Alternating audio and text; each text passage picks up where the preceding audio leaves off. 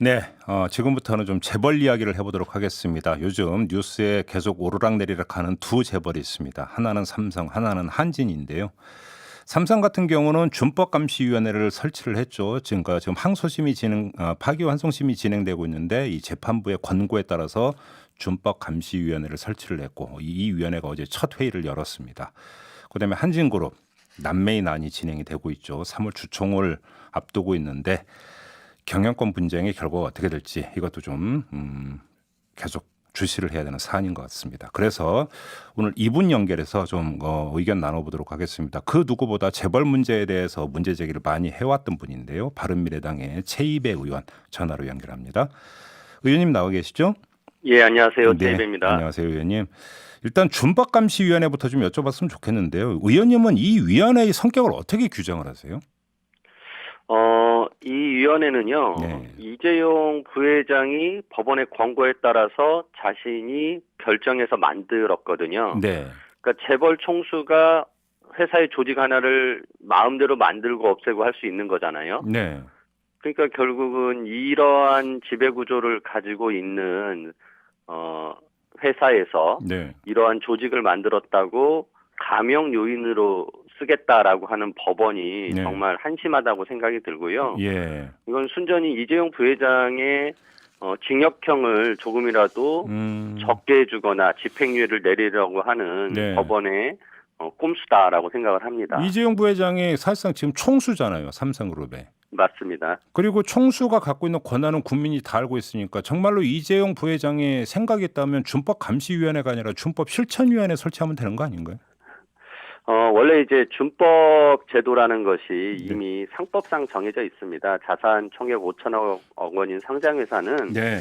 그 준법 지원인 제도를 가지고 있고요. 네. 그거 외에도 이제 감사제도, 감사위원회 제도 같은 게 다 있거든요. 네. 근데 새롭게 이런 거를 그 준법 감시위원회를 만들면은 형을 감해해 주겠다라고 하는 것 자체가 예. 말이 안 되는 것이고요. 그리고 무엇보다도 이제 개인의 처벌 문제입니다. 네. 미국의 양형 기준을 제시하면서 재판장인 정준영 판사가 이런 걸 만들면 감형할 수 있다라고 했는데요. 미국의 양형 기준을 보면 기업이 처벌받을 때, 즉 기업이 잘못된 행위를 해서 피해가 있을 때 벌금을 받거나 영업 정지를 당하거나 이런 기업 처벌이 있을 수 있잖아요. 네. 그럴 때 기업 자체에 이러한 준법 감시 제도가 있으면은 봐줄 수 있다라는 건데요. 지금 우리가 논하고 있는 것은 뇌물죄로 지금 기소된 이재용 부회장 개인의 처벌 문제입니다. 네. 따라서 이재용 부회장에게는 적용될 수 없는 것을 지금 법원이 갖다 대서 예. 감형 요인으로 쓰겠다라고 하는 상황인 거죠. 그러면 지금 삼성 전에 지금 재판부 얘기를 하지 않을 수가 없는데 이게 서울고등법원 형사 1부죠. 네. 그런데 지금 삼성건 이전에 이중근 부영그룹 회장에 대해서도 이 준법 감시인 외부인인 준법 감시인과 위임 계획을 체결했다는 이유로 1심에서 징역 5년이 선고가 됐는데 이걸 절반으로 뚝 깎아줬거든요. 맞습니다. 굉장히 지금 이재용 부회장에 대해서도 그런 식의 양형을 내릴까봐 우려가 되는 것인데요. 예. 앞서 말씀을 드리겠지만 이게 미국 양형 기준이 지금 적용되는 것도 잘못 적용되는 것이고 한마디로 이런 거거든요. 소 잃고 외양간을 고친다고 했을 때 예. 소를 잃은 것은 회사입니다. 네. 그리고 외양간도 고치는 것도 회사인데요. 네. 지금 소 도둑인 개인 총수를 지금 봐주겠다는 것이거든요. 그러니까 회사와 개인을 구분하지 못하는 정말 무지의 소치라고밖에 생각할 수 없고요. 그런데 앞서 말씀드린 이재용 부회장이 이렇게 자신이 언제든지 또 해체할 수 있어요. 이게 그래서 판결 난 다음에 양형이 그렇죠. 만약에 줄어든다면 그 다음에 싹 없앨 수도 있다 이 말씀이신 거죠? 맞습니다. 그리고 이 준법감시위원회를 한두 달 운영한 것으로 평가를 해가지고 네. 그 양형의 기준으로 삼겠다는 것인데 네. 어떻게 기업 경영이 한두 달 만에 변할 수가 있겠습니까?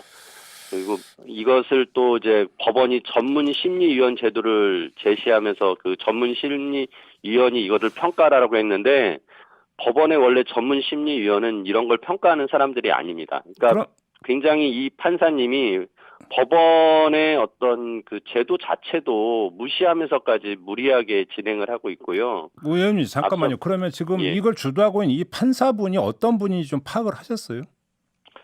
정준영 판사라는 분인데 네. 이분이 예전부터 이런 양형을 할 때 그래도 앞으로 향후에 뭔가 개정의 정이 있으면 예. 그런 것들을 최대한 반영해서 양형을 해줬다고 하더라고요. 아, 그 근데 전에도 앞서 계속 말씀드린 대로 예. 이거는 개인 처벌에 관한 그 사항하고 음. 기업에 대한 사항하고 네. 그 기준이 다른데 음흠. 이것을 미국에 있는 양형 기준을 갖다가 한국의 양형 기준이 있거든요. 근데 그걸 무시하고 네. 미국에 있는 양형 기준을 들여다가 지금 이렇게 하고 있다라는 것이죠. 그래요. 알겠습니다. 그럼 이 좀 각도를 돌려서 이것도 여쭤보지 않을 수가 없는데 바로 그 이 준법감시위원회의 성격에 대한 참 많은 논란과 비판이 있었음에도 불구하고 구성이 됐습니다. 위원장은 예, 김지영 전 대법관이 맡으셨고요. 예, 위원들의 면면을 보면 이제 과거 시민단체나 이런 데서 재벌 문제를 제기해 왔던 분도 포함이 되어 있는데 예. 그럼 이런 위원 구성은 어떻게 평가를 해야 되는 겁니까? 여기에 응한 또 위원들은 어떻게 평가를 해야 되는 걸까요, 의원님? 그분들은 본인들이 무슨 일을 하고 있는지를 모르고 하는 것 아닌가 싶습니다. 왜냐하면은 이 임의 조직이에요. 법적으로 어떤 권한을 가진 조직이 아니기 때문에 네. 자신들이 어떤 권한과 책임을 가지고 있지 않습니다. 예.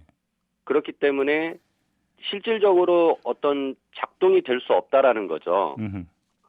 정식으로 앞서 말씀드린 이사회나 감사위원회, 준법지원인 같은 법적 조직이 있습니다, 이미. 네. 그 법적 조직에서 할 일을 이렇게 임의 조직에서 하겠다라는 것 자체가 이미 기업의 지배구조의 잘못된 방향이거든요. 예. 근데 거기에 지금 동참해서 예. 이재용의 그 재판에 그러니까 양형을 적게 해주는 것의 결과를 만들어주는데 지금 참여하고 있다라는 것을 좀 본질을 알았으면 좋겠고요. 네.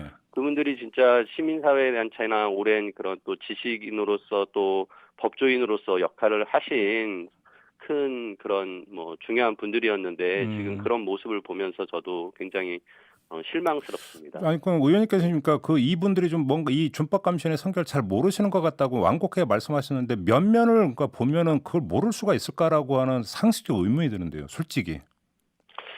물론 회사에서는 좋은 얘기를 했을 겁니다. 본인들이 뭐든지 다 하실 수 있다라고. 네.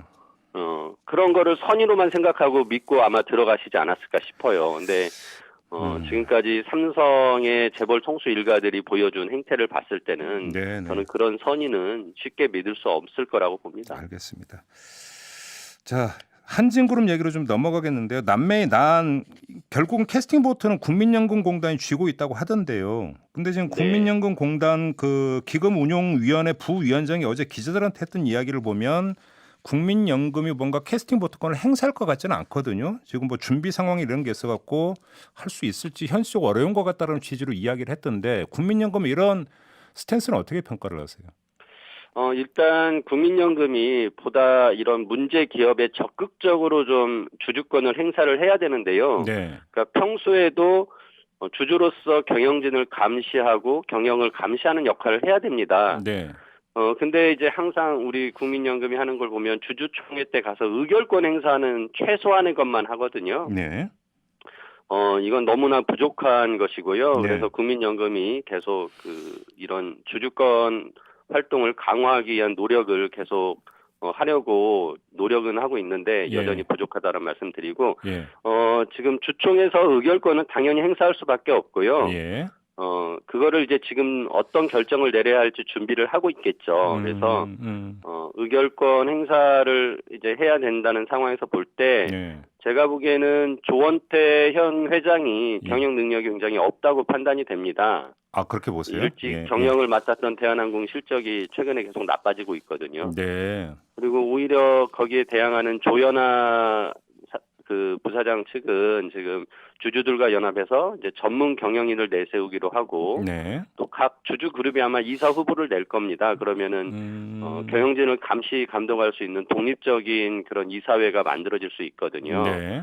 그렇게 된다면은 국민연금이 장기적인 수익률을 추구하는 그런 관점에서 봤을 때, 오히려 지금 조원태 회장 측보다는 조현아 전 부사장 측에 손을 들어줄 가능성이 있다라고 생각을 합니다. 의원님 그렇게 전망을 하세요?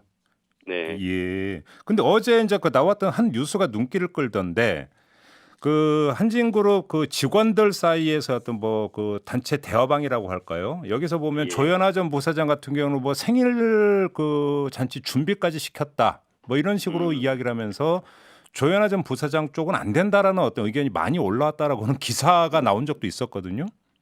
근데 조원태 회장이나 조현아 부사장 모두 다 어떤 경영 능력과 도덕성 측면에서는 문제가 많이 있다고 이미 알려지지 않았습니까? 그래서 이제 조현아 회장은 자신은 경영 참여를 하지 않겠다라고 하면서 전문 경영인을 내세우겠다라고 한 것이거든요.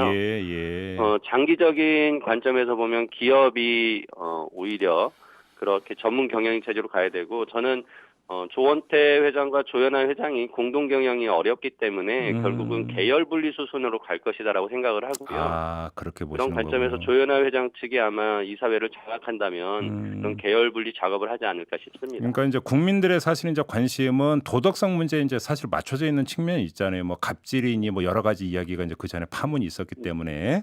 근데 지금 의원님께서 이제 이거는 도덕성 문제는 결국은 거의 비슷하지 않는가? 라고 하는 전제에서부터 이제 출발하시는 거군요, 의원님 말씀은. 예, 맞습니다. 그래서 그렇게 본다면 오히려 경영 능력을 아마 그 주주들이 더 이제 우선해서 평가할 거다 이런 말씀이신 거고요.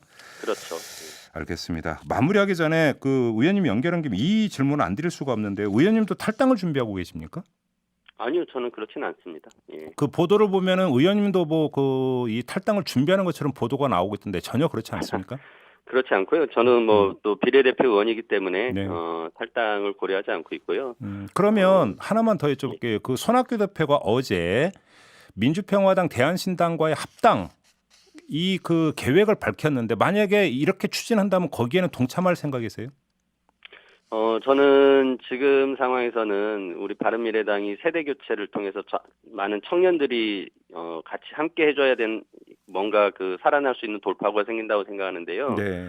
그런 측면에서 지금 기존의 뭐 대한신당이나 민평당 뭐 이런 국민의 당이라고 불려질 만한 하는 분들과 다시 한다고 하면 국민들로부터 지지받기 어렵지 않나라는 생각을 합니다. 만약에 근데 그러니까 당이 결정해서 합당 수순으로 가게 되면 그럼 그때는 의원님의 선택은 어떻게 되는 겁니까? 뭐 좀 가봐야 알겠는데요. 네. 지금 물밑에서 또 다른 작업들이 진행 중입니다. 그래서 잠깐만요. 그 어떤 작업입니까? 좀 조금이라도 힌트를 주실 수 있나요? 앞서 말씀드린 대로 네. 새로운 청년 세력들과 함께하기 위한 노력들을 더 우선적으로 해야 된다라고 해서 네. 그런 부분들을 좀 신속하게 추진하려고 노력 중에 있습니다. 그게 이른바 안철수 신당과는 또 다른 어떤 움직임으로 이해를 하면 되는 거죠, 의원님? 예, 맞습니다. 알겠습니다. 자, 이렇게 마무리할게요. 고맙습니다, 의원님. 네, 감사합니다. 네, 바른미래당의 최이배 의원이었습니다. 이슈의 핵심을 꿰뚫는 예리한 시선, 믿고 듣는 진품 시사, 김종배 시선 집중.